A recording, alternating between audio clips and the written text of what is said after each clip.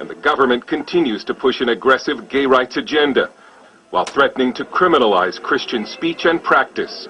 Christian politician and activist George Hargraves. Yesterday, I got a letter from the Advertising Standards Authority of a complaint saying that my billboard that says Britain is a Christian country is offensive to atheists and other religions, and it incites hatred against them.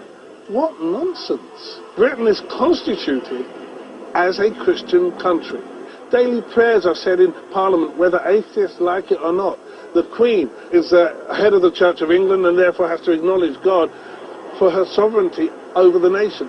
These things are written into not just our culture and our heritage, but into our constitution. Great Britain is officially a Christian nation, and in fact at one time was the missionary base for the entire world, even sending missionaries to the new American colonies. But Britain today in practice is increasingly anti-Christian, and the cases of anti-Christian bigotry and discrimination are beginning to pile up. In response, Christian legal centers have mobilized. Lawyer Andrea Minichiello-Williams of Christian Concern for Our Nation warns that if British Christians don't step up now, Britain is on a path to criminalize the practice of Christianity in public. There's been a massive move by the secularist lobby to privatize religion. You can have faith so long as it doesn't affect you in the workplace, so long as you don't bring it into the workplace. Just make it private. It can't be public. It can't affect what you do in the public square. Christian Kwabena Pete was forced to attend homosexual sensitivity training at work, administered by a lesbian. One of the things that she said was when she asked the question, what makes you all think that to be heterosexual is natural? At which point I walked out. He then wrote a letter to the sensitivity trainer explaining the Bible's position on homosexuality, and that God loved her and he loved her. He was suspended. They said that by me telling them about the Word of God, it's constituted harassment and intimidation. Kwabena was just recently reinstated. Cases like Kwabena's are repeated over and over in Britain. Doctors, nurses, adoptive parents, deemed unfit because of their Christian beliefs. Christians are told not to speak about God in the workplace, or they're punished for offending homosexuals or Muslims.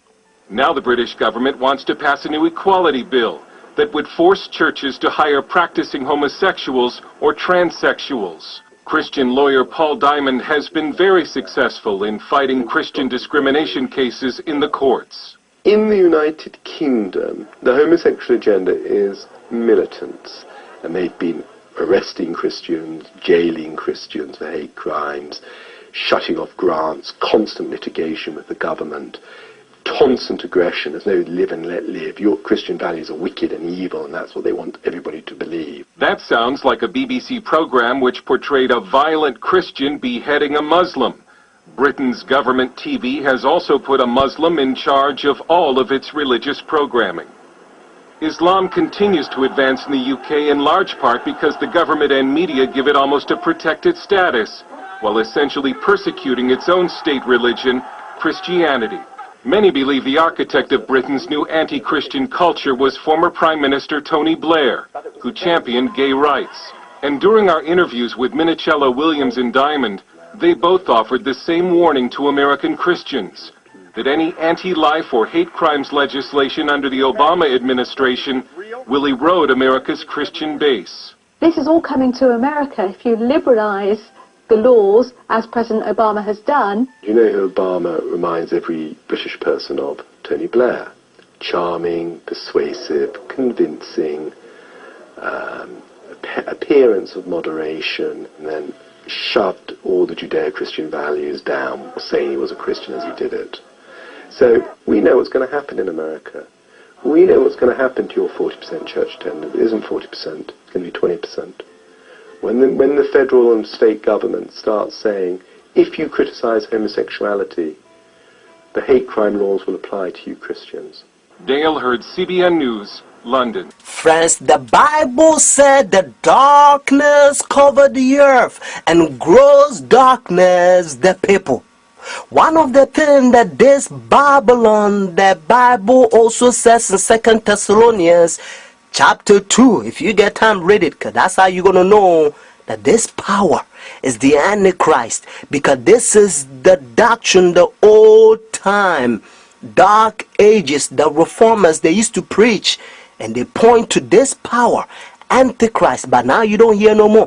One of the things that they're doing is they infiltrate almost every system. So they're using so-called movie stars, or famous, so to speak, and they train them how they can dress short shirts. And whenever they do that, because they know that if they wear any kind of shirt, the world is going to copy, and they're going to dress like them. So they come up with all kinds of Babylon pagan short shirt, half naked dress. The devil's binding the world together to receive the mark of the beast. And now the senses of rational being has become so confused that they cannot be trusted to make a right decision. They don't know how they dressed. They don't know how to eat. That's why Revelation chapter 18, God help us to understand that this world, this earth has become demonic. The hateful bird, ever unclean. This Babylon religion, confusion, true mixed with lie. When they front of the camera, they pretend like humble people. Hypnosis, they hypnotizing the world. The Antichrist hiding in plain sight. The Bible called this system the mystery. It's a mystery for a lot of people. And according to Revelation chapter 13, the whole world will wonder after the beast. Whenever this power, they force the mark of the beast, the world is going to be wonder. They're going to be like, we thought they are humble, smooth walking, good people.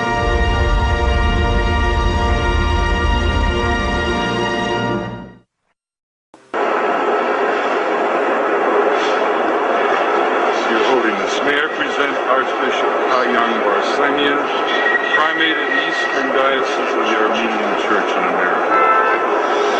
According to ecumenical protocol, the Eastern Orthodox would be first in order, as they are, of course, first in priority in the Catholic Church's ecumenical responsibility. May I present Archbishop Yichen Akachi, the legate and ecumenical officer of the Eastern Diocese of the Armenian Church in America and president of the National Council of Churches in the United States. Holiness, may I present Reverend Dr. Donald McCoy, representing the presiding Bishop Mark Hansen of the Evangelical Lutheran Church in America. Holiness, may I present Bishop Jeremiah J. Park, Bishop of the New York Annual Conference of the United Methodist Church. Your Holiness, may I present Reverend Wesley Granberg Michelson, the General Secretary of the Reformed Church in America. Your Holiness, may I present Reverend Dr. Clifton Kirkpatrick, the stated clerk of the General Assembly of the Presbyterian Church in the United States. Your Holiness, may I present Reverend Dr. William J. Shaw, President of the National Baptist Convention, United States. Your Holiness, may I present Bishop James Leggett, General Superintendent of the International Pentecost Holiness Church. Your Holiness, may I present Dr. Leith Anderson, President of the National Association of Evangelicals. Your Holiness, may I present Bishop David H. Benke, President of the Atlantic District of the Lutheran Church, Missouri Synod. Your Holiness, may I present Reverend Dr. A.R. Bernard Sr., President of the Council of Churches of the City of New York. Your Holiness, may I present Elder Bernice King, daughter of the civil rights leaders Martin Luther King Jr. and Coretta Scott King. Your Holiness, may I present Reverend Jimmy Song Jilim, Executive Director of the Council of Churches of the City of New York. Your Holiness, may I present the Right Reverend Mark Sisk, Bishop of the Episcopal Diocese of New York. Do you understand the language, Your Holiness? And this is how they call this power. He think he is God.